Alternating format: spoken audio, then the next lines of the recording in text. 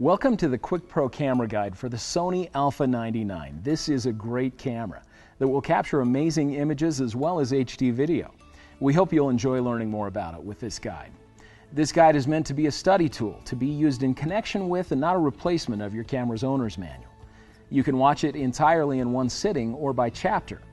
The functions and the features of the a99 that we cover are designed to give you a solid working knowledge of your camera. Our goal is to not only explain how to adjust the settings on your camera, but also help you understand when and why you would be motivated to take creative control of your camera.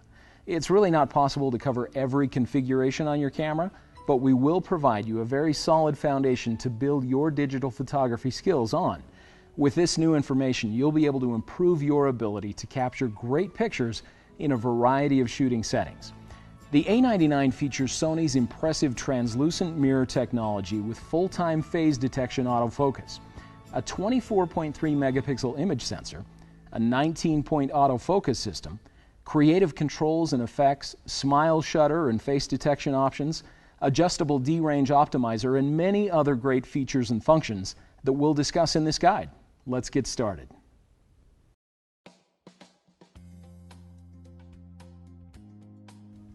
Your a99 has many sophisticated buttons and dials, and to take the best pictures with your camera, you'll want to be familiar with the functions of each of them.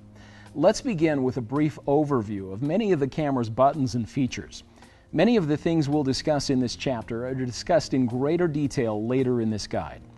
First, there is the shutter release button and power switch. To take a picture, simply rotate the switch to the on position. Press and hold the shutter button halfway down for a moment to allow the camera to focus, and press it the rest of the way down to take the picture. This is the front control dial. In many of the camera's shooting modes, you can make adjustments to shooting settings with this control dial. This is the drive mode button, which provides access to the camera's drive modes. The drive modes determine how many times the shutter releases when you press the shutter button. The a99 has single shooting, continuous high and low speed, a 10-second and 2-second self-timer, bracketing options that are available in the camera's P, A, S, and M shooting modes, and a remote option for use with an optional remote control. The single and continuous drive modes are set automatically in the automatic and scene modes. You have full control of the drive modes in the P, A, S, and M modes. In single shooting mode, one picture will be taken when you press the shutter button completely. The continuous shooting mode has both high and low speed options. When the continuous mode is selected, the camera can continuously shoot up to 10 frames per second, depending on the shooting mode. The next drive mode options are the 10-second and 2-second self-timers. The self-timer options are great for when you'd like to include yourself in the photo or reduce camera shake at very slow shutter speeds. This is the white balance button. We'll discuss white balance in greater detail later in this guide. This is the exposure compensation button. In the camera's program auto, aperture priority, and shutter priority modes, you can press this button and rotate either the front or rear control dial to adjust the overall brightness of the image.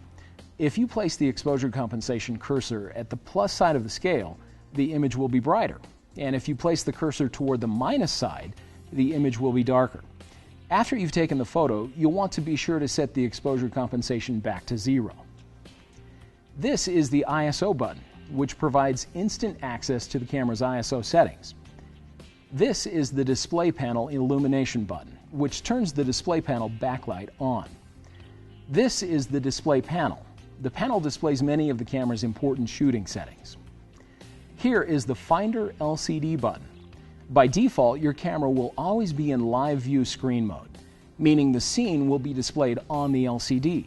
To switch the screen mode from the LCD to the electronic viewfinder, you can press the Finder LCD button. Note that when these eyepiece sensors are covered, like when the camera is brought close to the face, the view will be automatically switched from the LCD to the electronic viewfinder.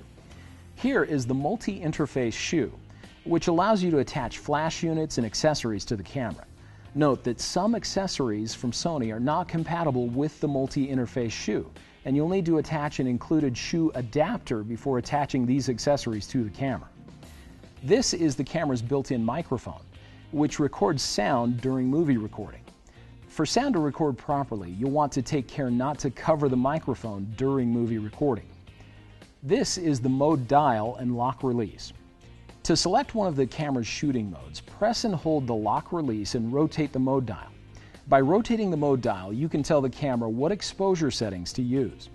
When you choose any of the modes in this section of the dial, the camera will do all the work for you, and all you need to do is point and shoot.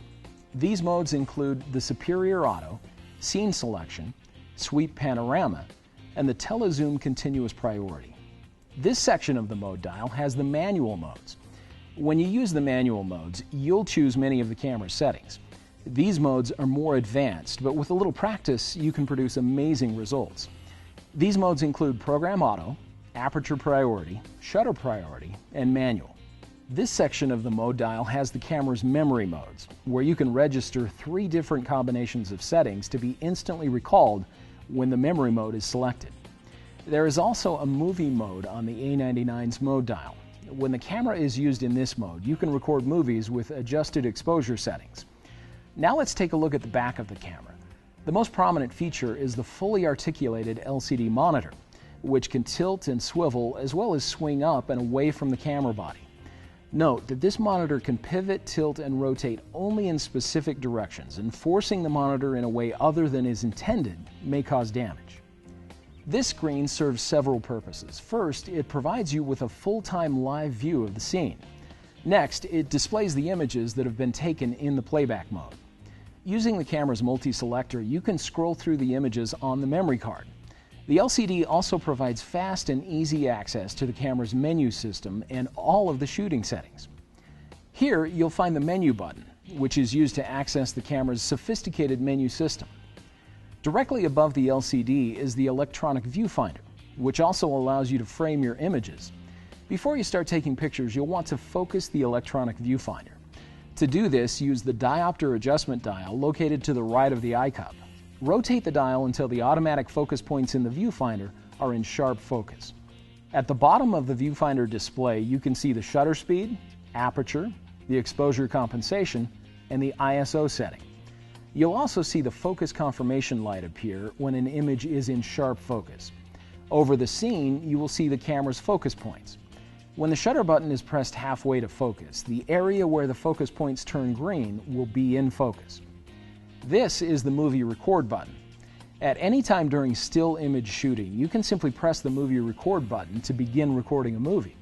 To end recording, simply press the button again. This button has 2 purposes. First, it is the autofocus manual focus button.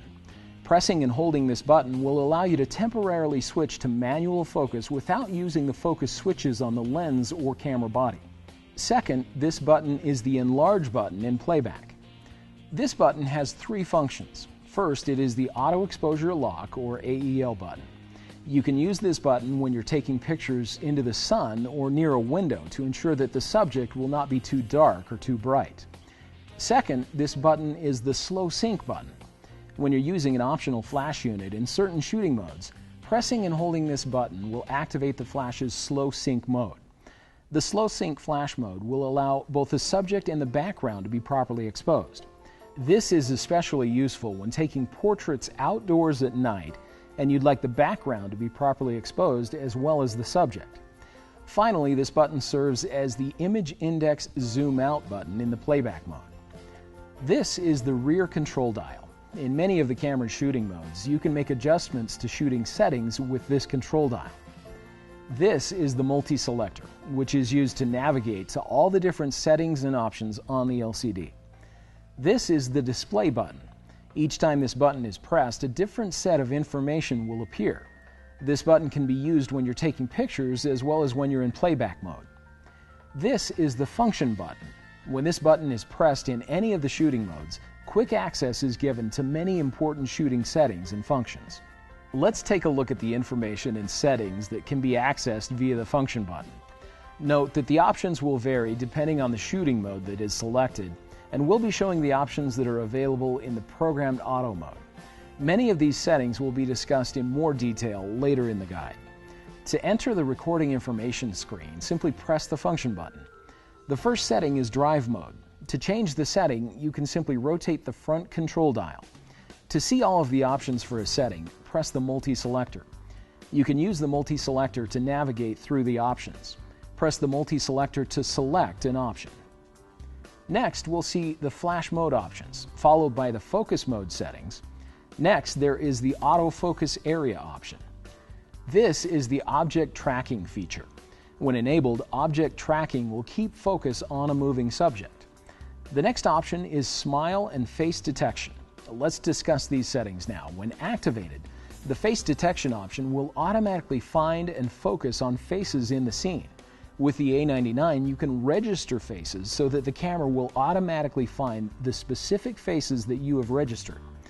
The next setting, Smile Shutter, can detect a smiling face and take the picture, all without you even pressing the shutter button. To use Smile Shutter, simply select On and use the multi-selector to select the level of smile you'd like. Then press the multi-selector to confirm and exit the screen. The next option is Auto Portrait Framing. To use this feature, the camera's face detection must be set to On. When enabled, Auto Portrait Framing will allow you to take one photo, and then the camera will save two versions. The first one will be as it was captured in the camera. The second one will have a crop applied to the image to create a new composition. To view the options for the settings on the right side of the screen, press the right side of the control button. The first option is the ISO setting, followed by the metering mode and flash compensation. Next is the white balance setting, DRO Auto HDR, creative style, and picture effect. The function button also serves as the image rotation button in the camera's playback mode. This button has three functions. First, it is the smart teleconverter button, which will allow you to zoom into the center area of the image. Pressing the button once will zoom the image 1.4 times, and pressing it again will zoom the image 2 times. Next, this button is the zoom button, which will allow you to digitally zoom in on the image without losing any image resolution.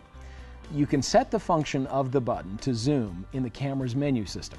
Under the fourth custom menu, navigate to Smart Teleconverter button and select Zoom. This button can also function as a focus magnifier, so you can check focus before taking the picture. Again, you can set the function of the button to focus magnifier in the fourth custom menu.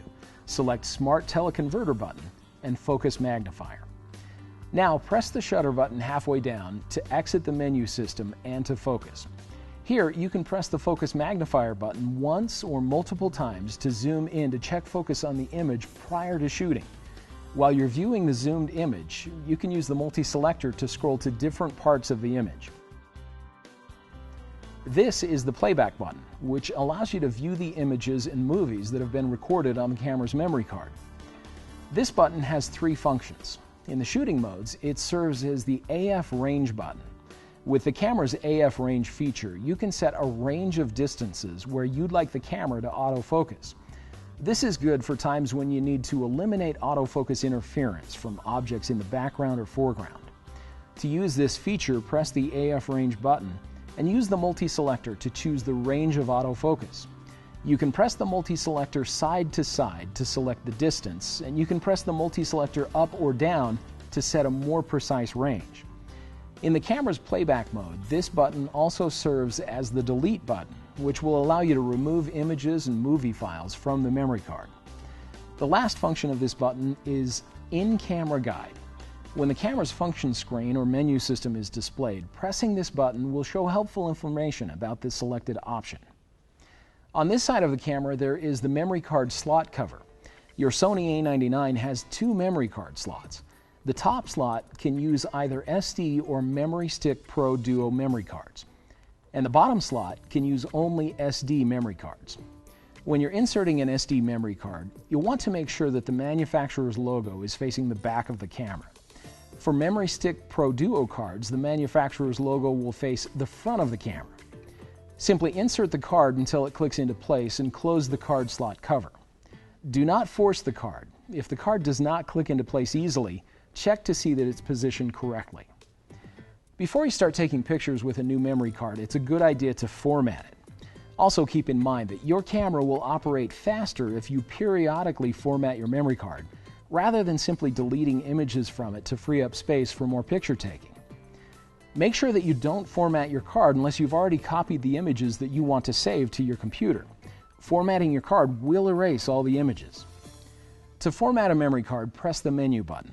Then use the multi-selector to scroll to the first Memory Card Tool menu and Format. Here, select the memory card slot that you'd like to format and press the multi-selector to confirm. Now, select Enter and the memory card will be formatted. Also on this side of the camera, there is the Preview button, which will allow you to see the effects of the aperture setting on the depth of field in the image before you take the picture. You can also customize this button with one of over 30 different options. This is the AF Illuminator self-timer lamp. In low light conditions, the AF Illuminator will light to assist the camera in finding focus. When the self-timer is used, the self-timer lamp will light just before the camera takes the picture. This is the remote sensor, which will allow the camera to communicate with an optional remote. Now let's take a look at this side of the camera. First, there is the Custom button. You can assign one of over 30 different options to this button to instantly access one of your most frequently used settings. Also on this side of the camera, there is the Silent Multi-Controller. This dial can be used in the camera's movie modes to silently make adjustments to camera settings. On this side of the camera, you'll also find 4 terminal covers, which will allow you to connect the camera to other devices. Here you can connect an external flash unit. This terminal will allow you to connect a remote control. Here you can connect an external microphone, and here you can connect headphones.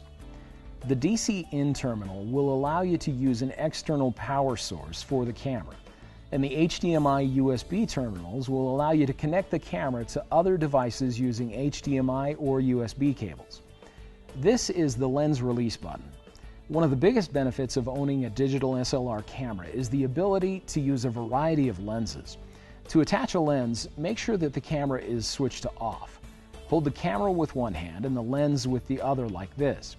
Align the lens's index with the camera's index. Then gently rotate the lens until it clicks into place. When you want to remove a lens, press the lens release button while holding the camera with the same hand, and then with the other hand, rotate the lens until it uncouples. Take great care not to scratch the lens by allowing it to make contact with anything. When you need to clean your lens, it's a good idea to use a lens cloth. Other fabrics can dull or scratch your lens. Avoid changing lenses in windy or dusty conditions. This will help the image sensor stay clean and free of dust. On the bottom of the camera, you'll find the battery compartment, the tripod socket, and the connector for the vertical grip.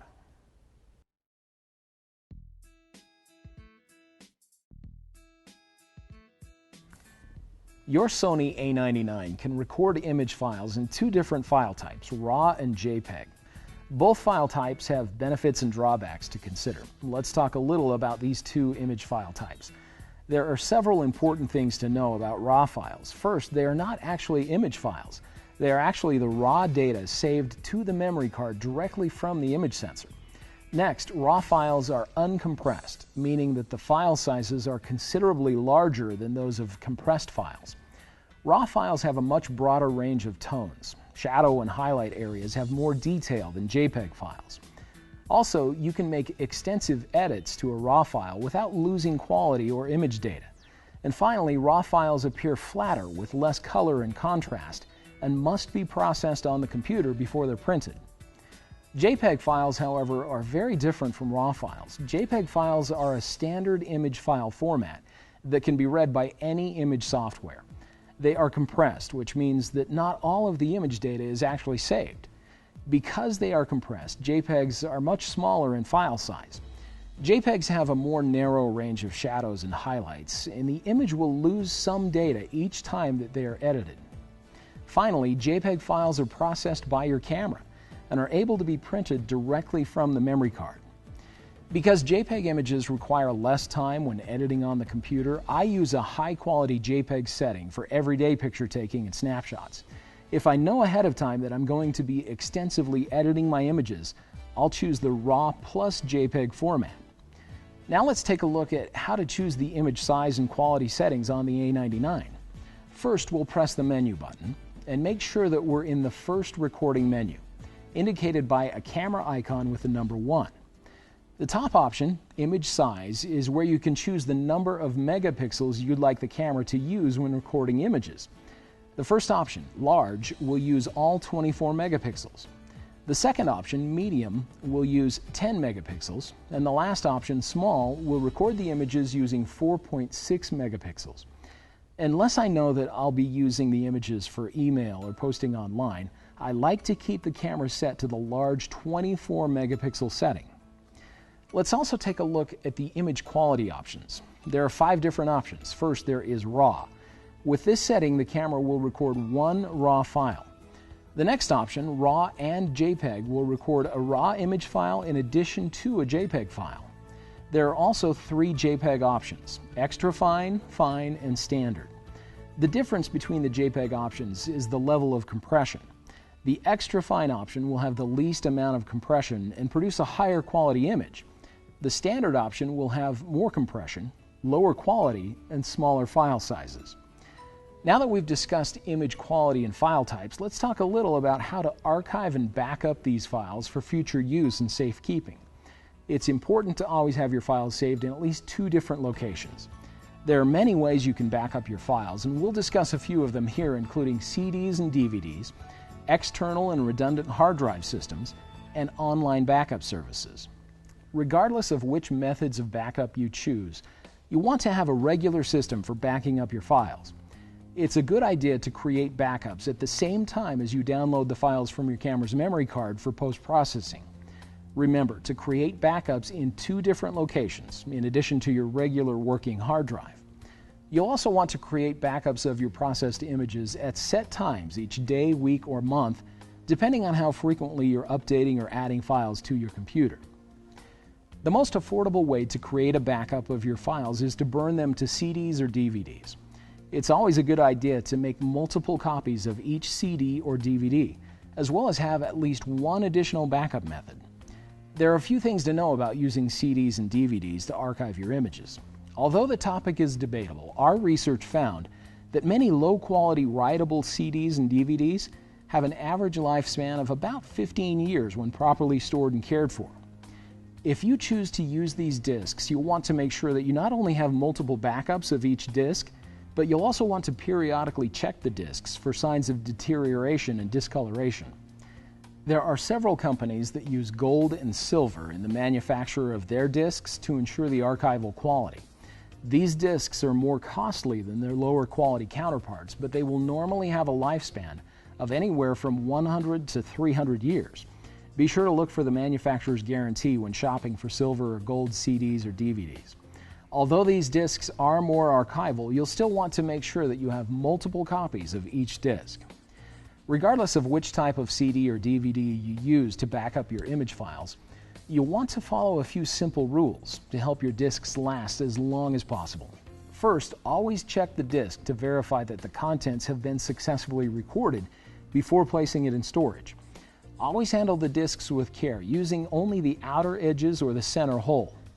Also, use only non-solvent permanent marker on the disc and write only in the inner hub area. Finally, you also want to make sure that the discs are stored upright in jewel cases or paper sleeves in a cool, dry place. In addition to having a CD or DVD backup of your files, it's also a good idea to have the files saved using another method. External hard drives have become increasingly affordable and are available in a variety of capacities. When you use an external hard drive for backup purposes, you'll want to use a different hard drive for everyday working use to preserve the integrity of the backup drive. Another option for backing up your image files is a redundant hard drive or RAID system. These systems vary in size, speed, and cost, but can be an effective backup method. Let's discuss how these systems work. Inside this box, there are 4 hard drives. Some systems have 2 hard drives, others have 4 or more. Each of the hard drives can hold the exact same data. This way, when one of the drives fails, the other drive will still have all of the data, and the bad drive can be easily replaced and repopulated with the data from the good drive. The system is connected to a computer using a standard USB cable or through a network. Some of these systems are very user-friendly and easy to install. Others may require the assistance of your local computer service technician. Again, it's a good idea to have your files saved using at least one additional method. One other way to keep a backup of your files is through an online backup service. These services vary not only in cost, but in the way that the backups are managed. Most of these services will require that you install a piece of software on your computer. At a set time each day, week, or month, the software will back up your files via the internet to a remote server. One of the advantages of using an online backup service is that in case of fire or other natural disaster, your files will be safe at an off-site location. Many photographers keep external hard drives, CDs, or DVDs in addition to using an online backup service.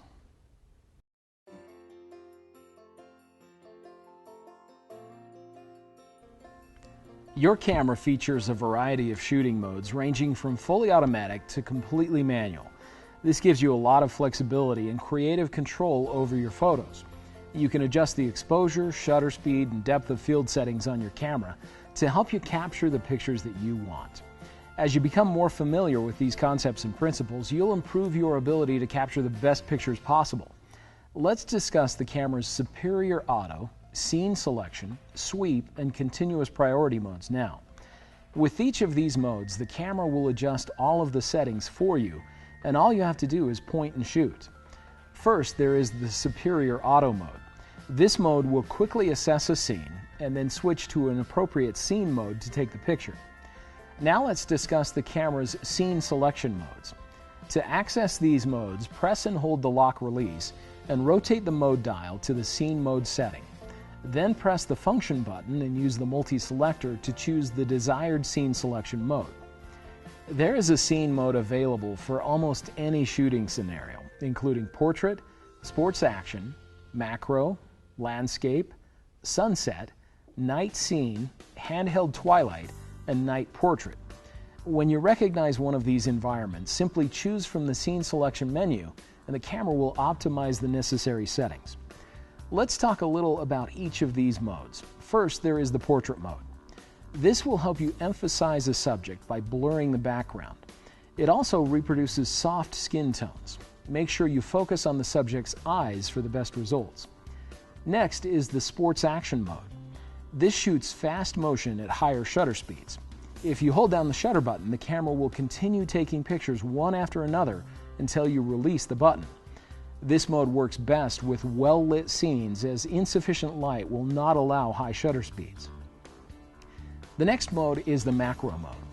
This is great for close-ups of small subjects that are physically close to the lens. Use this to capture subjects such as flowers and food in clear, sharp focus. When shooting at distances of less than 9 inches, using a macro lens may be necessary. The landscape mode captures the entire range of scenery in a sharp focus with vivid color. Shooting with your lens set to wide angle will increase the sense of vastness of the scenery. You'll also want to make sure to keep the camera level when you're shooting landscape images. The sunset mode allows you to vividly and dramatically capture the warm colors of dusk and dawn. This mode is also great for capturing silhouettes. Shutter speeds may be slow in this mode, so you might consider using a tripod. The night scene mode is great for capturing nighttime scenes without losing the dark atmosphere. In this mode, the shutter speed may be slow, and the use of a tripod will help to avoid blur due to camera shake. You'll also want to make sure that the camera is level when you're photographing landscapes or similar scenes. The next mode is the handheld twilight mode. With this mode, you can take pictures at night without using a tripod and still get impressive results. Use this mode for stationary subjects or scenes. The handheld twilight mode takes a burst of shots and then combines the shots to create one image with reduced blur, camera shake, and noise. Keep the camera as still as possible during the continuous shooting. Please note that after the photos are taken, there will be a delay while the camera processes and combines the images. The last scene mode, night portrait, is great for capturing images of people in nighttime scenes. In this mode, the flash will fire to expose the subject, and the shutter will remain open for a longer period of time to properly expose the background. Now that we've talked about the camera's scene modes, let's discuss how to use the sweep panorama shooting mode. Press and hold the lock release and rotate the mode dial to sweep panorama. Now the camera will prompt you to take the shot. Hold the camera steady, press the shutter button halfway down to set the focus and exposure, and then press the shutter button the rest of the way down as you slowly move the camera in the direction of the arrow. As you're moving the camera, you will hear multiple shots taken at very high speed. In this mode, it's important to make sure to follow the direction of the arrow and move the camera at a smooth, consistent speed. Otherwise, the camera will be unable to shoot the panorama and will prompt you with an error message. The camera will then seamlessly stitch all of the images together to create a single panoramic image.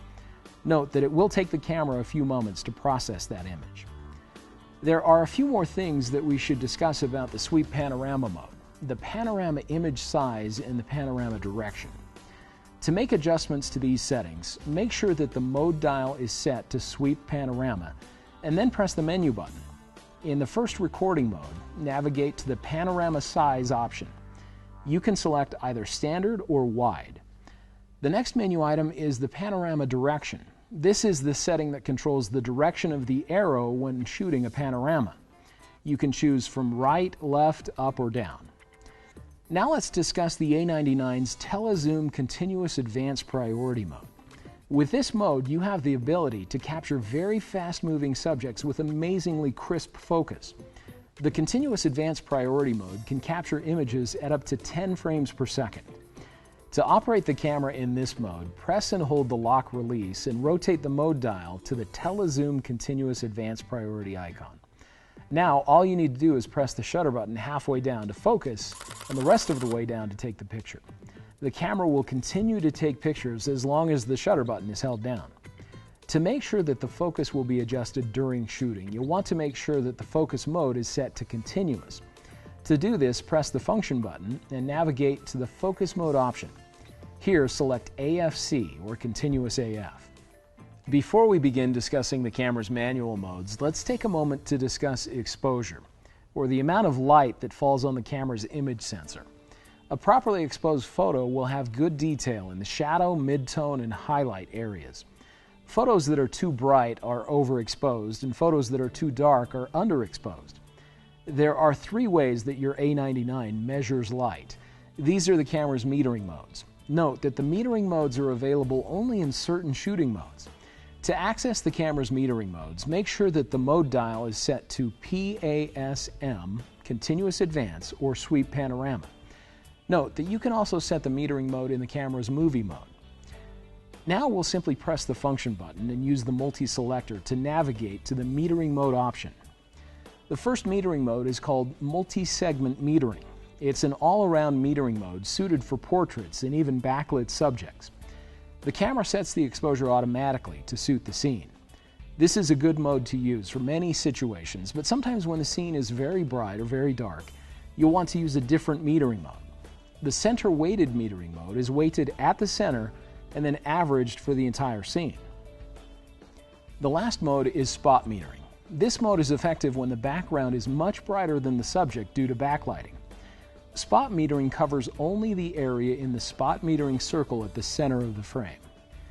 Now that you know a little about how your camera sees and measures light to create properly exposed photos, let's talk a little about the manual shooting modes on the A99. Note that we'll learn about these modes, but we won't spend very much time discussing basic photography concepts. If you'd like to learn more about how to use the camera's advanced modes to take amazing photos, you may benefit from QuickPro's Fundamentals series, which covers important elements of photography, including exposure, basic lighting, and composition.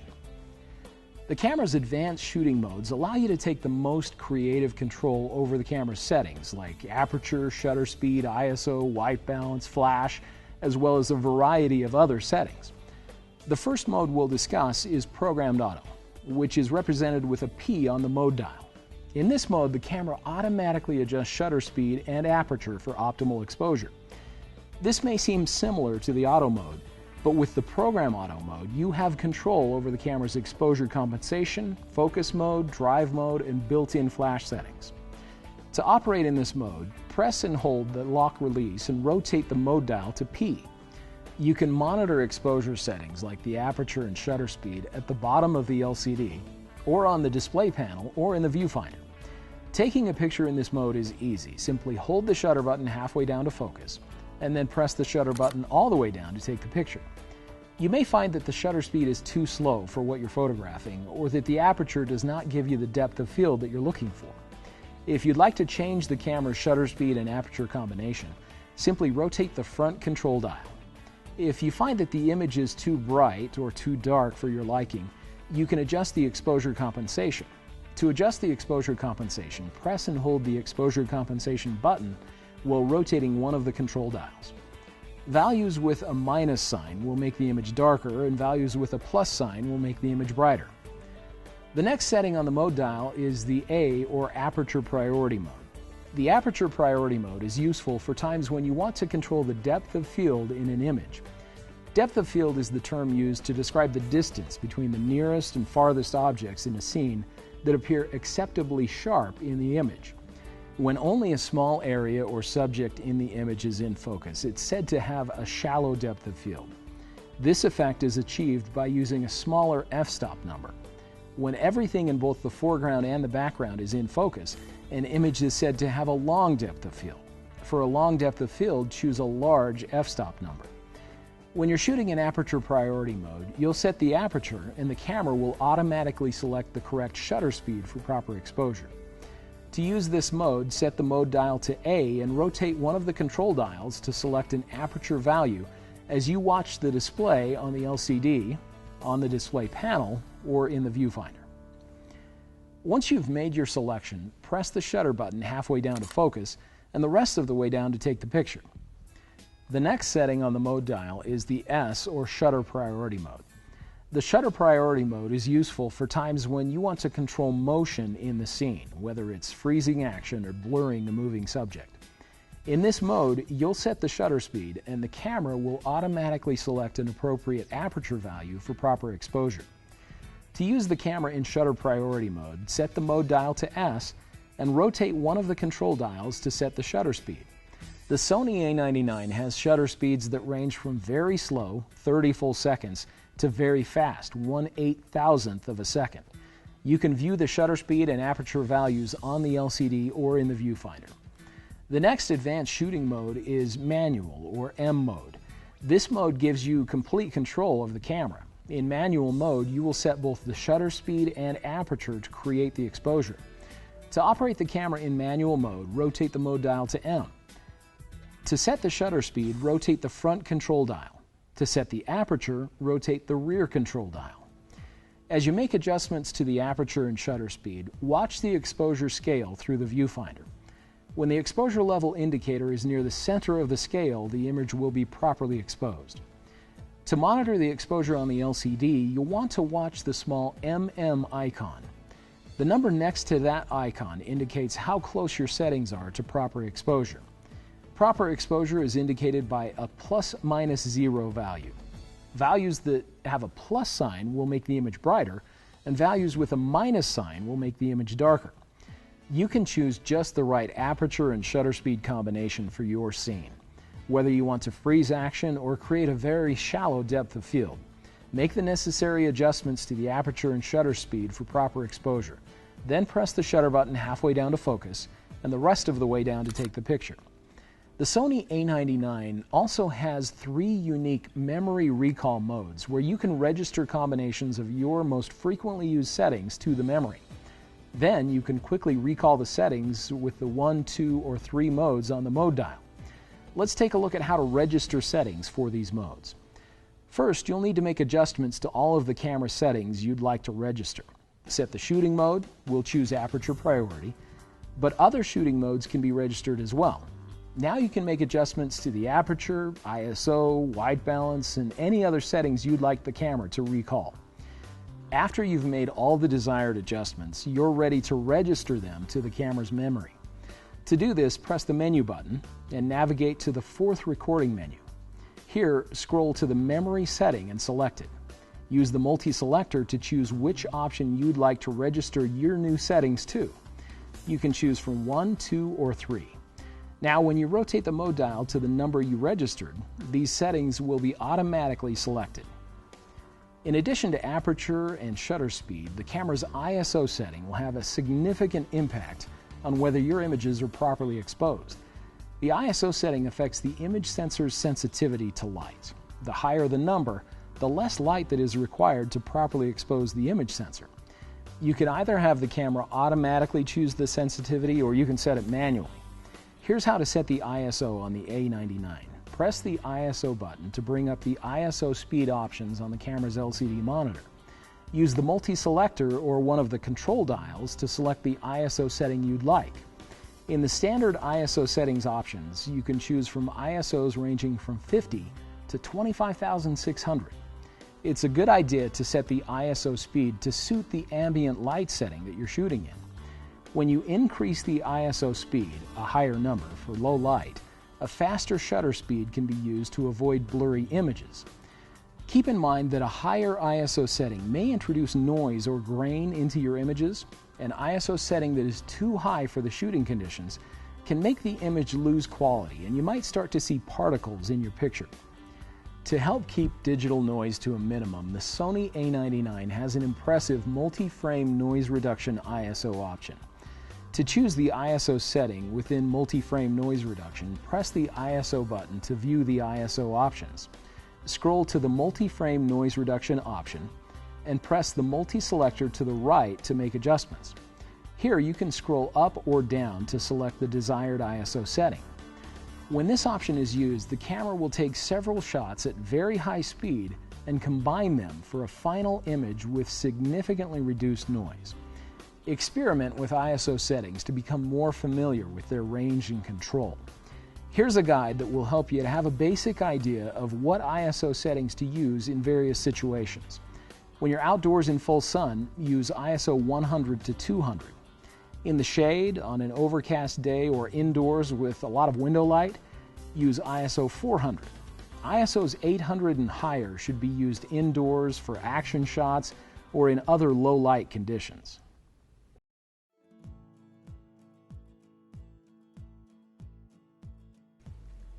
The A99 is equipped with Sony's translucent mirror technology, which allows the camera to offer incredible focusing speed and accuracy with full-time live view on the LCD. Let's take a few moments to learn about the options that are displayed on the camera's LCD. Note that these settings may vary depending on the shooting mode that you have selected. The default display screen is called For Viewfinder.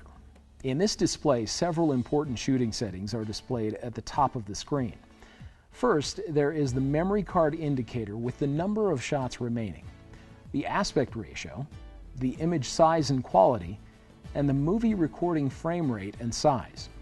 Below these icons, you'll see the shooting mode, the shutter speed, the aperture, and the exposure scale. This is the camera's digital level gauge, and here is the ISO setting. At the bottom of the screen, there is the histogram, which will help you determine the overall brightness of the scene as you're shooting. Below the histogram, there is the battery indicator, with the percentage of battery life remaining. On the right side of the screen, you can see all of the settings that can be accessed using the function button in the Quick Navi screen. Pressing the function button will allow you to access each of the settings. You can make changes to the drive mode, the flash mode when you're using the compatible flash unit, the focus mode, the AF area, object tracking, smile shutter and face detection, auto portrait framing, recording media, image quality, metering mode, white balance, DRO auto HDR, creative style, and picture effect. To view the No Display Info screen, simply press the display button. And to view the camera's digital level gauge, press the display button again. This display level will indicate whether the camera is level both horizontally and in the forward-backward directions. Finally, to view the live histogram of the scene, press the display button again. Your A99 is also capable of shooting high-quality HD video. When you record movies with your A99, you can have the same control over the depth of field and overall exposure as you would when you're shooting still images. Also note that you can record movies in any of the camera's shooting modes. When you're using a scene mode or picture effect, the characteristics of those settings will be applied to your movie. You can make adjustments to many of the camera's settings prior to recording a movie. Here are the specific shooting settings that you can make adjustments to for both still picture taking and movie recording. ISO, white balance, creative style, exposure compensation, autofocus area, metering mode, face detection, object tracking, dynamic range optimizer, lens compensation settings, and picture effect. It's helpful to understand a little about movie file formats before you start shooting movies. To access the movie recording options, make sure the mode dial is set to movie, press the menu button, and navigate to the first movie menu. There are two different movie recording formats to choose from, AVCHD and MP4. The AVCHD format records movies in full HD resolution, 1920 by 1080. You'll want to choose this format to record the highest resolution movies possible with your camera. AVCHD is an advanced video format ideal for archiving your video and burning to optical discs. You can burn AVCHD to a DVD in the AVCHD format or to a Blu-ray disc, both playable in full HD on a Blu-ray player. The other file format, MP4, is a good format to choose if you're going to be using the movie files for posting online or viewing on your computer. Recording a movie with this camera is easy. Simply press the shutter button halfway down to focus, then press the movie record button to begin recording, and press it again to stop recording. To refocus during movie recording, you can press the shutter button halfway down again. When shooting movies, use an SD Speed Class 6 memory card or higher. If a slower memory card is used, the movie may not be properly recorded. To view a movie that you have just recorded, press the playback button, and then press the multi-selector to begin playback. To view a movie that was previously recorded, make sure you're in playback mode and press the image index button. Press the multi-selector to the left to navigate to the left bar and press the multi-selector. Still image files, AVCHD files, and MP4 files are located in separate folders within the playback view, so you'll need to select the desired folder. Here you can scroll to the movie you'd like to play and press the multi-selector to play the movie on the LCD. There are a few additional things that you should know about recording movies with your A99. If you'd like to have control over aperture and shutter speeds in your movies, you can use the movie mode. In this mode, the camera must be focused manually, so you'll need to set the focus mode to MF. Now rotate the mode dial to the movie mode icon. Press the function button to view the movie recording settings. You can choose from Program Auto, Aperture Priority, Shutter Priority, and Manual mode. Just as in still image shooting, you can use the control dials to make adjustments to the aperture and shutter speed. Adjust the focus with the focus ring on the lens. The autofocus area where the image is in focus will turn green. Now simply press the movie record button to begin recording and press it again to end recording. To record sound during movie recording, the A99 has a built-in microphone which will record sound automatically by default. Take care not to cover the microphone during movie recording. If you'd like to turn off sound recording, you can do this through the camera's menu system. In the second movie shooting menu, select Audio Recording. Here you can select either on or off.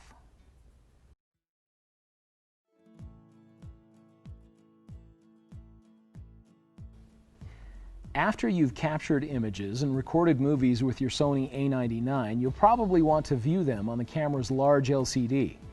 Let's take a look at the playback options for the A99. To enter playback, simply press the playback button. The most recently recorded image or movie will be displayed on the LCD.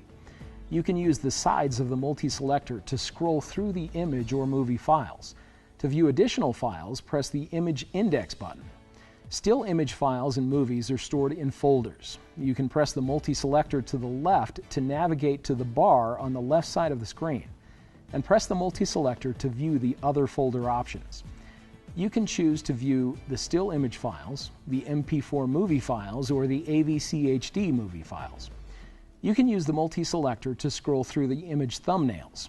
To view an image full screen on the LCD, press the multi-selector. You can also magnify images on the LCD monitor. This is especially useful when you want to check for good focus in detail areas of the photo.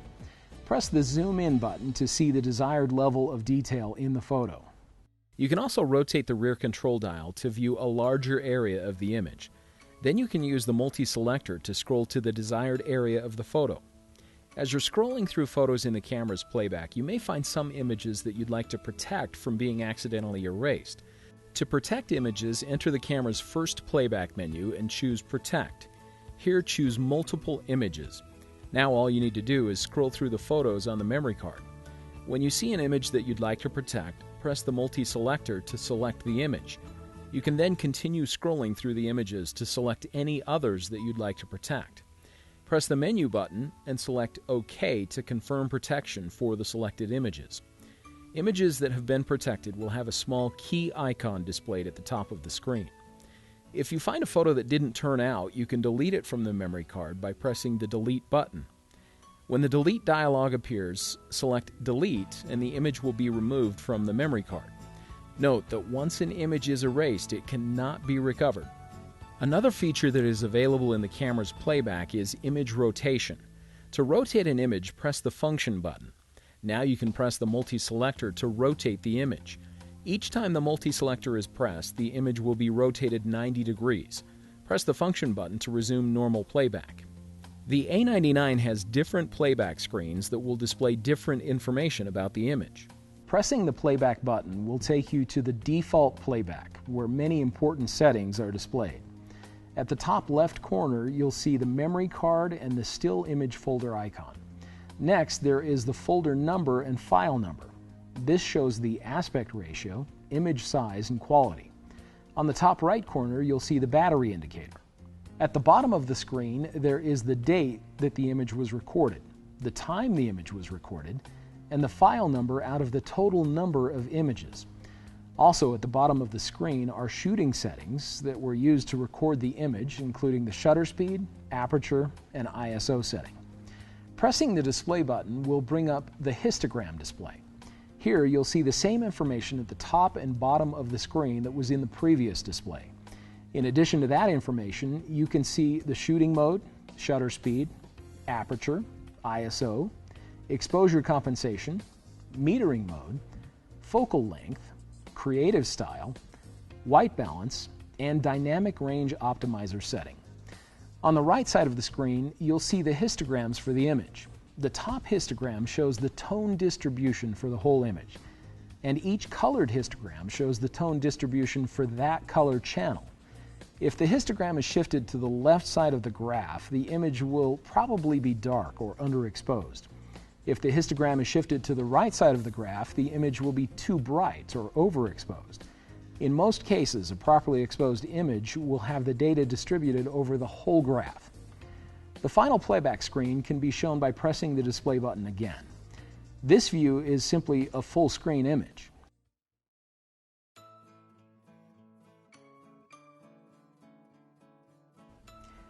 One of the important principles for taking a great picture is image sharpness. Image sharpness is affected by several things, including lens focus, camera shake, depth of field, and digital noise. Let's first take a minute to discuss the A99's unique object tracking focus feature, which will keep focusing on a moving object while tracking it. By default, object tracking is disabled. To enable object tracking, press the Function button, select Object Tracking, and On. To use object tracking, press the multi-selector and a target frame will appear. Align the target frame with the subject to be tracked and press the multi-selector again. Now simply press the shutter button to take the picture. Note that object tracking is especially useful for faces. If the face that is being tracked leaves the screen and then returns, the camera will resume focusing on that face. Before we begin discussing the camera's autofocus modes and areas, we'll want to set the object tracking to off. To do this, simply press the Function button and navigate to the Object Tracking option. Here, rotate the front control dial to select Off. Now let's discuss the autofocus modes that are available on the A99. Autofocus modes are available only when the AF switch on the lens is set to autofocus and when the camera's focus mode is set to one of the autofocus modes. To change the camera's focus mode, press the Function button and navigate to the Focus Mode option. The standard autofocus modes include AFS or Single Shot AF, AFA or Automatic AF, and AFC, or continuous AF. The a99 also has a depth map assist continuous AF mode that is for use with certain Sony lenses. The last two focus modes are DMF, or direct manual focus, and MF, or manual focus. When you're choosing the focus mode, the main thing you'll want to think about is whether or not the subject is in motion. With each of the autofocus modes, you can focus by pressing the shutter button halfway down. When focus is achieved, the AF points which achieved focus will flash in green, and the focus indicator will appear at the bottom left corner of the LCD. The AFS, or single shot AF, is best suited for stationary subjects. Choose this mode when you're photographing objects or when you're doing portrait work with an older child or adult. In the AFA, or automatic AF mode, the focus mode automatically switches from single shot AF to continuous AF if the still subject starts moving. After the subject is focused in the single shot mode, if the subject starts moving, the camera will detect the movement and will change the AF mode automatically to continuous AF. The AFC, or continuous AF mode, is best for photographing moving subjects, and it's for use when the focusing distance keeps changing. Use this mode when you're photographing sporting events, small children, or animals. While you hold the shutter button halfway, the subject will be continuously focused. The next AF mode is AFD, or Depth Map Assist Continuous AF. Note that this mode functions only with certain Sony lenses. With AFD, the camera will continuously focus on a moving subject using an assist area. The next focus mode is DMF, or Direct Manual Focus. With this mode, you can use the camera's autofocus and then fine-tune with the focus ring. The last focus mode is MF, or Manual Focus. When the camera is set to manual focus, focus is achieved by rotating the focus ring on the lens. In addition to the camera's autofocus modes, you'll also want to be familiar with the autofocus areas. Note that in some shooting modes, the AF areas are not available. To select an autofocus area, press the function button and navigate to the AF area setting. You can use the multi-selector or the front control dial to make your selection. The first option is wide. In this mode, the camera will select which of the 19 AF points to use for focus. Next, there is zone. With this option, you will simply select one of 3 zones of focus areas, and the camera will automatically select the focus area from that zone. To select the zone, simply toggle the multi-selector to the right or left. The next focus area option is spot. When this option is selected, the camera will exclusively use the center AF point for focus.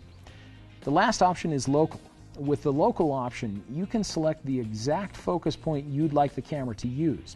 To select a focus point, simply use the multi-selector. Let's talk a little about camera shake, which can cause poor focus in your images. Camera shake happens when the camera uses slow shutter speeds and moves while the shutter is open, exposing the image sensor. To avoid camera shake, always try to steady the camera. Holding it with 2 hands and pressing the viewfinder gently against your face will help.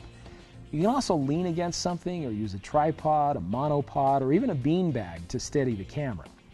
In scenarios with stationary subjects, the handheld twilight mode in the camera's scene modes is a great option to minimize the effects of camera shake.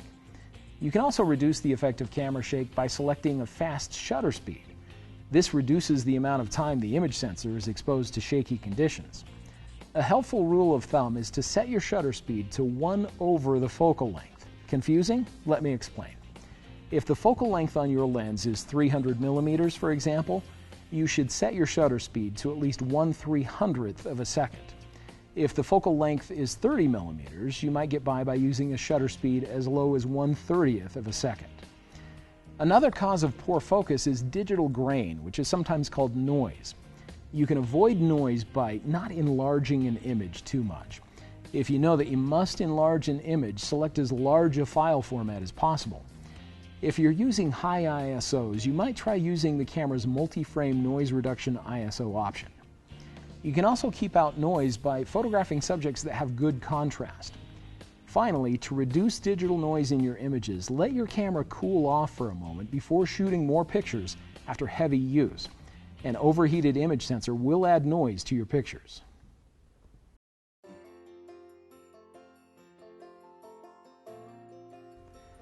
Let's take a look at the A99 sophisticated menu system. Depending on what shooting mode you're using, different menu items will be accessible or grayed out. For our purposes in this guide, we'll be showing the menu options that are available when the camera is set to the manual mode. Many of these settings are discussed in greater detail in other chapters of this guide. We'll just look at an overview of the menu items in this chapter. The menu system is accessed by pressing the menu button. The first menu is the recording menu, indicated by a camera icon. It has 4 submenus, indicated by the numbers to the right of the camera icon. In the first recording menu, the first item is image size, followed by aspect ratio. You can change the aspect ratio to either 3:2 or 16:9. If you're planning on making standard 4:6 prints of your images, you'll want to keep the aspect ratio at 3:2. Next, there is the quality setting, followed by the panorama size and direction options for the sweep panorama mode. The second recording menu begins with clear image zoom, which will allow you to magnify images with a high-quality image process. Next, there is digital zoom, which will allow you to magnify an image with a standard image process. Next, there is long exposure noise reduction, which determines the noise reduction for shots with very slow shutter speeds. Next, there is the high ISO noise reduction, which will determine the level of noise reduction for images shot with high ISO settings.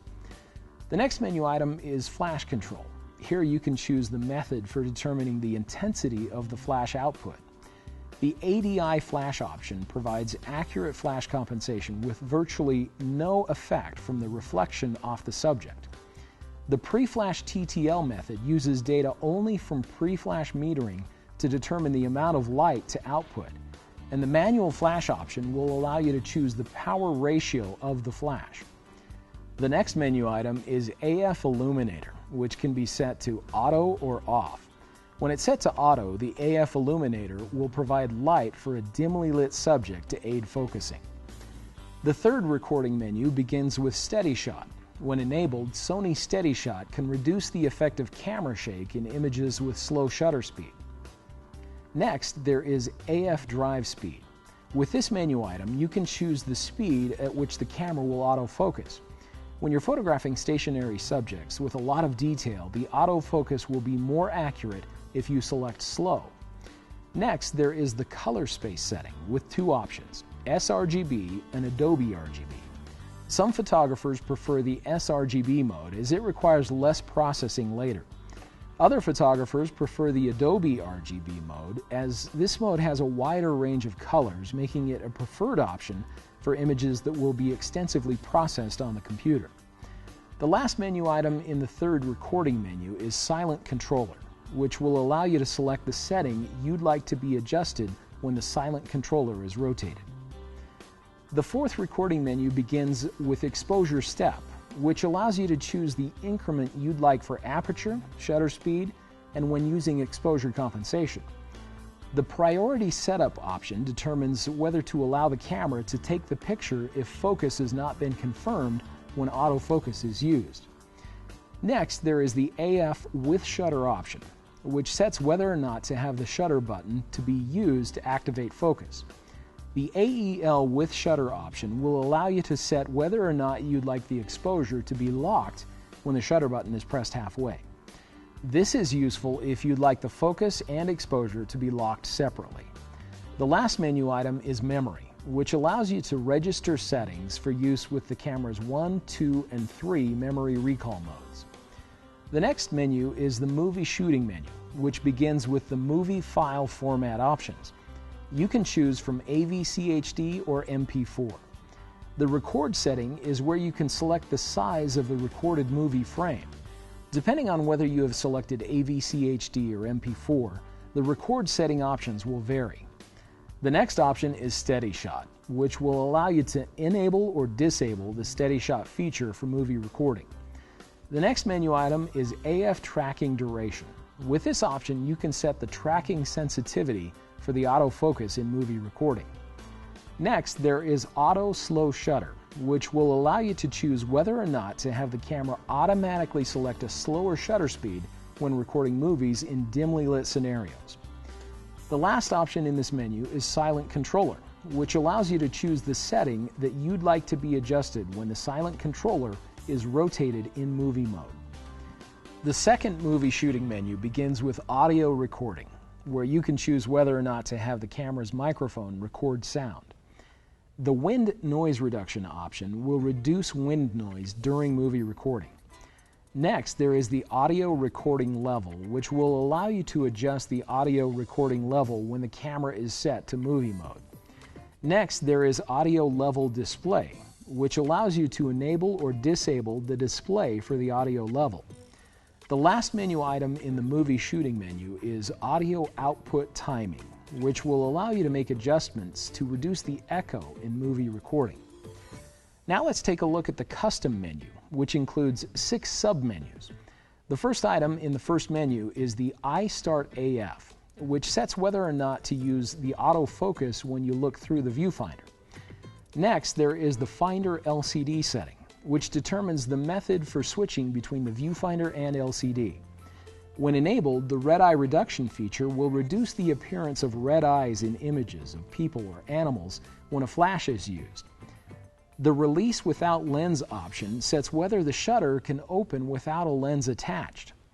The last 2 menu items, Superior Auto Continuous Shooting and Superior Auto Image Extract, allow you to choose whether or not the camera will shoot continuously in Superior Auto mode and whether or not to save all of the images that were taken in the Superior Auto Continuous Shooting.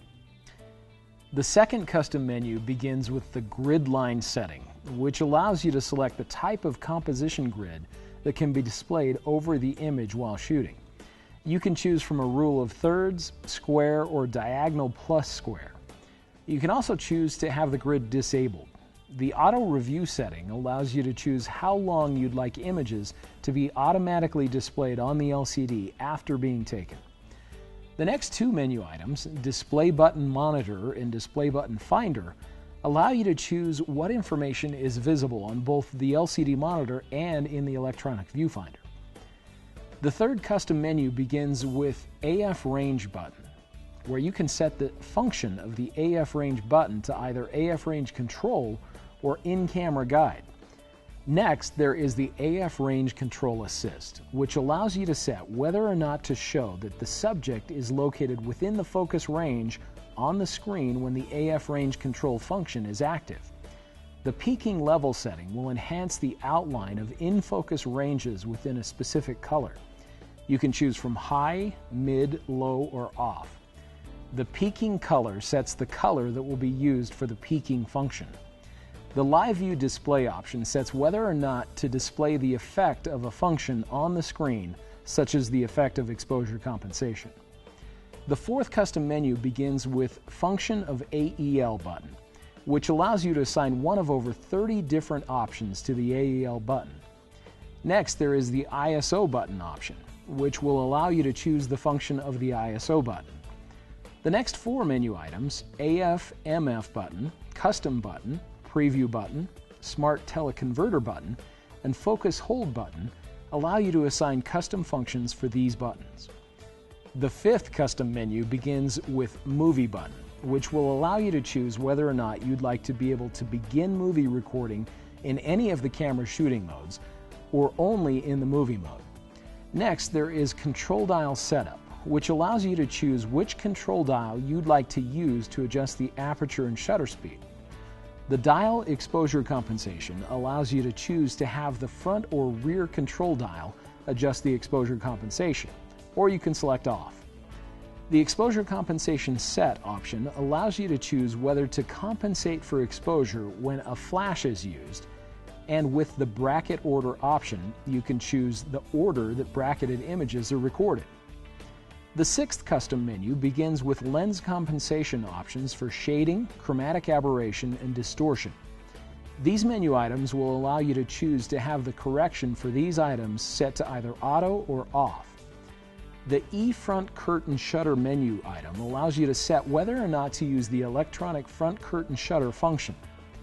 The Face Priority Tracking option sets whether or not to track a specific face during object tracking. The face registration option allows you to register or change the person's face that will be priority in focus. Now let's look at the playback menus. The first menu item, Still Movie Select, allows you to choose either the still image or movie folder for playback. Next, there is Delete, which allows you to delete multiple images at once or all images in a specific folder. The Slideshow option will play a slideshow of the images on the memory card. The Image Index option will allow you to choose whether you'd like 4 or 9 images displayed in the image index. The Protect menu item allows you to protect images from accidental deletion, and the Specify Printing option allows you to choose the way the images are printed when the camera is connected to a compatible printer. The second playback menu begins with Select Playback Media, which allows you to choose the memory card that you'd like to playback images from. Next, there is the Copy option, which will allow you to duplicate images on the memory card. Next, there is the Volume Settings menu option, which allows you to choose the volume setting for movie playback. The Playback Display option determines whether vertical images will be rotated on the LCD during playback. Now let's look at the Memory Card Tool menu. The first menu item, Select Recording Media, allows you to choose which memory card you'd like to record images to. Next, there is Recording Mode, which allows you to choose the method you'd like the camera to use when recording images to the memory cards. Next, there is Format, which allows you to format the memory card. Next, you can choose the way that the camera assigns file numbers to the image and movie files.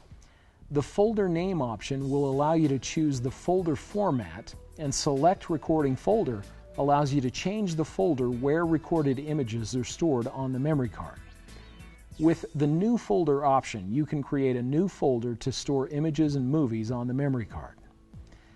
The second memory card tool menu begins with Recover Image DB, which will recover the image database file for movies and still images to enable recording and playback.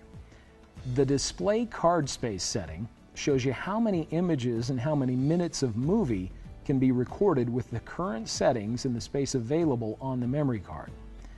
The Clock Setup menu is next. There are two menu items here, Date Time Setup and Area Setting. To set the date and time, press the multi-selector and press the multi-selector up and down to adjust settings. Press the multi-selector to the right to move to the next section, and press the multi-selector to confirm the settings. The area setting will allow you to choose the time zone. Simply press the multi-selector to the right or left to select your time zone. The final menu is the Setup menu with 4 submenus. The first item, Menu Start, determines which menu item will be displayed, whether it is the top menu item or the menu item that was previously selected. Next, there is Delete Confirmation, which will allow you to choose either Cancel or Delete for the default option when the Delete button is pressed. Next, there is Mode Dial Guide. When enabled, this option will display an explanation of each shooting mode, as well as allow you to change the shooting mode. The next 2 menu items allow you to choose the brightness for both the LCD and the viewfinder. Viewfinder Color Temperature will allow you to adjust the color temperature of the display in the electronic viewfinder. The second setup menu begins with GPS settings, which allows you to set the GPS functions for the built-in GPS feature.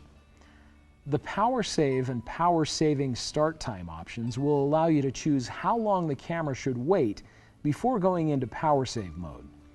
HDMI resolution sets the resolution when the camera is connected to an HD TV. Control for HDMI will allow you to operate the camera from a TV using an HDMI cable. The HDMI information display setting will allow you to display images on an HD TV without displaying the recording information. The third setup menu begins with the USB connection setting, which determines how a computer will recognize the camera when it's connected with a USB cable. Next, there is the USB LUN setting, which will allow the computer to recognize both memory cards when the camera is connected to the computer. Next is the audio signals setting, which determines whether or not the beep sound is used when focus is achieved or when the self-timer is working. APS-C size capture will allow you to choose to record images at an APS-C size area. The AF micro adjustment option will allow you to make fine adjustments to the position of focus. The fourth setup menu begins with the version menu item, which will display the version of the camera's software that's installed. Language allows you to choose the language that is used for menus and other settings. The cleaning mode will allow you to clean the image sensor. Demo mode can be used to set the demonstration of movie playback to on or off, and the initialize menu item will restore the camera settings to factory default.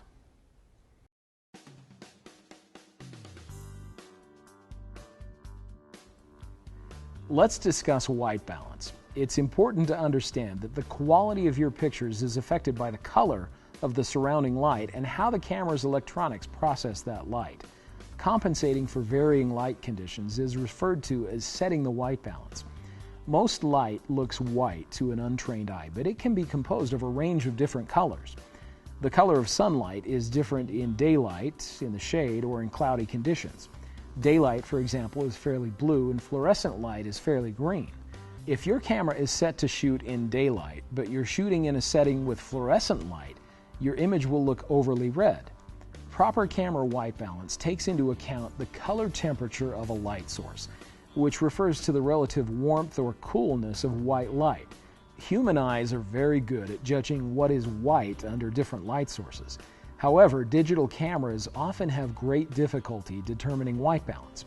Incorrect white balance can create unattractive blue, orange, or even green colors in your photos. The white balance scale is expressed in measurements of Kelvin. The higher color temperatures, measured in the areas of 5600 Kelvin to 7500 Kelvin, represent situations like a sunlit or cloudy day. These shooting situations have a greater amount of blue tones and a lesser amount of red tones. Lower color temperature situations are measured in the area of 3200 Kelvin down to 1900 Kelvin and are found in situations like standard lighting from a tungsten light bulb or candlelight. These types of shooting situations are found on the lower end of the spectrum and produce a greater amount of red tones and a lesser amount of blue tones.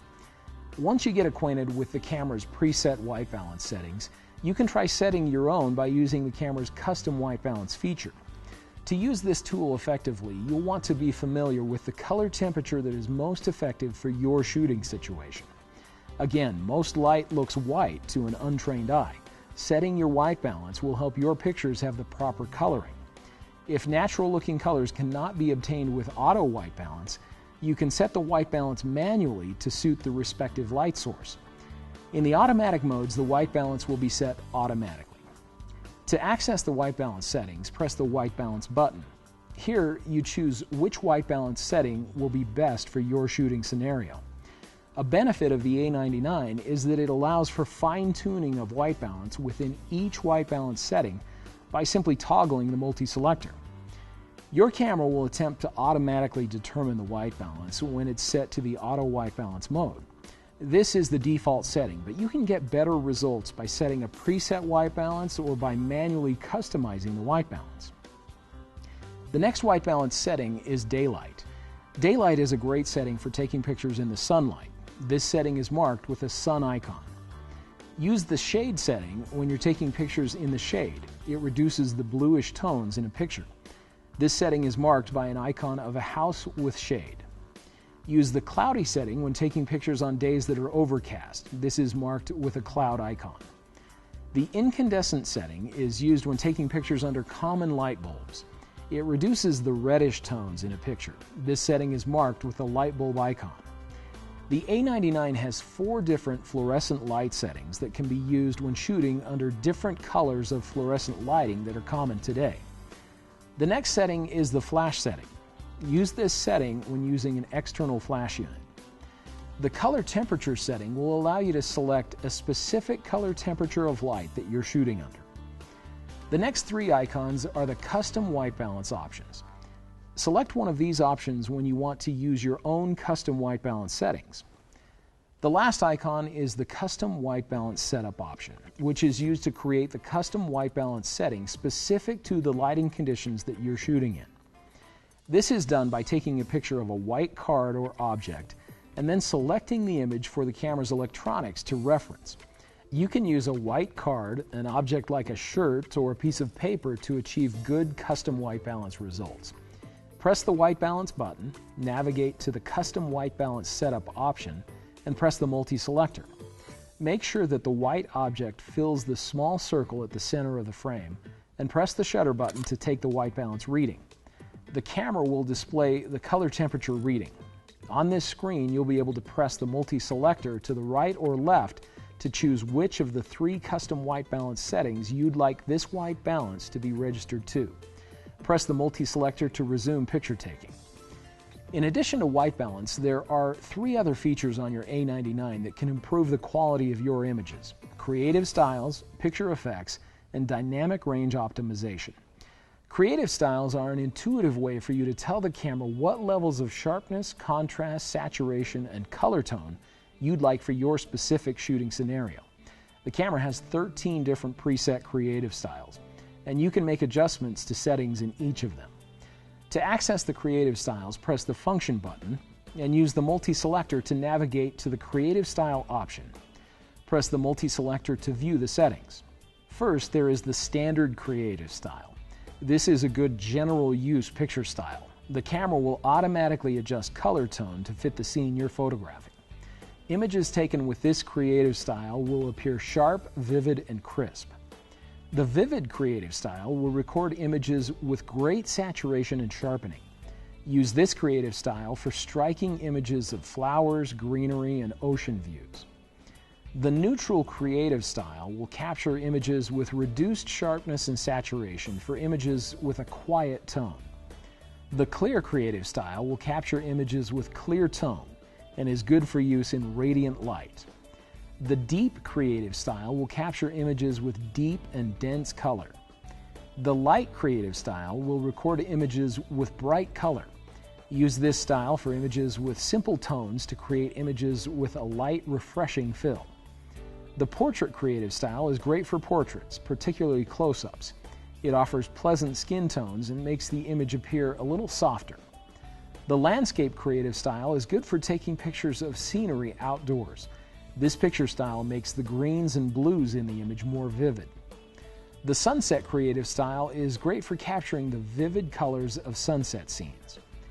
The Night Scene creative style will capture images with realistic contrast of nighttime scenes. The Autumn Leaves creative style will capture the beautiful red and orange colors of autumn leaves. The Black and White creative style will capture images with smooth black and white gradation. Images taken in this setting cannot be converted to color later. The Sepia creative style will capture brown and white images with a classic antique look. Images taken in this setting cannot be converted to color later. There are also 6 Style Box creative styles, including Standard, Vivid, Neutral, Portrait, Landscape, and Black and White. All of these creative styles are fully customizable. You can make changes to the contrast, saturation, and sharpness. We'll select one that we'd like to edit and simply press the multi-selector to the right to view the options. To adjust one of the parameters, use the multi-selector to scroll to that setting, then press the multi-selector up or down to make the adjustments. When you're finished, press the multi-selector to resume picture taking. In addition to the creative styles, your Sony A99 also has picture effects, which are a great way to add creativity to your images. The picture effects can be accessed by pressing the Function button and scrolling to the picture effects icon. Let's take a look at each of the picture effects now. The Toy Camera picture effect will mimic the look of a toy camera photo with shaded corners and pronounced colors. You can press the multi-selector to the left or right to choose the normal, cool, warm, green, or magenta tone for this picture effect. The Pop Color picture effect will create a vivid look that emphasizes the colors in the image. The Posterization effect will give your images a high-contrast, abstract look by emphasizing either the primary colors or black and white tones, depending on the setting that you select. Retro Photo will make your image look aged with sepia color tones and faded contrast. The soft high key picture effect will create the look of an old photo with soft colors and reduced contrast. There are also 4 different partial color picture effects for red, green, blue, and yellow. These picture effects create images that retain the respective color of the effect, but the other colors in the image are converted to black and white. High contrast monochrome will create high contrast black and white images. The soft focus picture effect will create images with soft lighting effects. You can set the intensity of the effect to mid, high, or low. The HDR painting effect will take 3 high-speed shots and combine them to create the look of a painting with enhanced colors and details. Again, you can choose from 3 levels of intensity. The rich tone monochrome effect will take 3 high-speed shots and combine them to create black and white images with rich gradation and details. The miniature effect will enhance the subject and considerably blur the background. This effect is best used from above. You can use the multi-selector to select the area of the frame you'd like to be in focus. Keep in mind that many of the picture effects will work for both still image capture and movie recording. As you're out taking pictures, you'll probably run into some challenging lighting situations, such as when your subject is backlit, causing a wide range of shadow to highlight. Your a99 has 2 great features that will help you retain amazing shadow and highlight details, even in backlight or high contrast lighting: Auto HDR and DRO, and Dynamic Range Optimizer. Let's take a minute to learn about both of these camera features, starting with Auto HDR. Auto HDR stands for High Dynamic Range. It's a technique that is used in photography to create captivating photos of dramatically lit subjects. The HDR effect is created when 3 differently exposed images are combined to create a single photo that shows a super realistic range of shadows and highlights. Here is how to configure the camera to use the Auto HDR setting. First, make sure that the shooting mode is set to PAS or M. Also note that the ISO setting cannot be set to the multi-frame noise reduction option. Now press the function button and navigate to the DRO Auto HDR setting. Here, use the multi-selector to select Auto HDR. Rotate the rear control dial to adjust the level of variation you'd like in the exposure between the shots that will be used to create the HDR image. The larger the number, the more variation will be used between the shots. Now simply take the picture. The camera will take 3 shots, and after the images are combined, 2 images will be recorded on the camera's memory card: the image with correct exposure and the final HDR image. Now let's talk about the Dynamic Range Optimizer, or DRO. This setting is similar to the Auto HDR, as it helps you to capture rich, natural shadow and highlight details in high contrast lighting, but it differs from Auto HDR in that it captures just 1 image, so it can be used with moving subjects and can even be used with continuous shooting. The DRO setting is available when the camera's shoot mode is set to PASM, or continuous priority modes, and it's accessed under the same function option as Auto HDR. Again, just press the function button, then scroll to the DRO Auto HDR option. Select the DRO Auto option. Here you can use the rear control dial to adjust the level of optimization you'd like. The higher the number, the more shadows and highlights will be recovered in an image. Now simply take the picture. We hope you've enjoyed learning more about your Sony a99. We know this new information will give you enough confidence and know-how to take your photography skills to new levels. Remember, you can refer back to any section of this guide at any time. Just select the topics you want to review from the main menu or table of contents.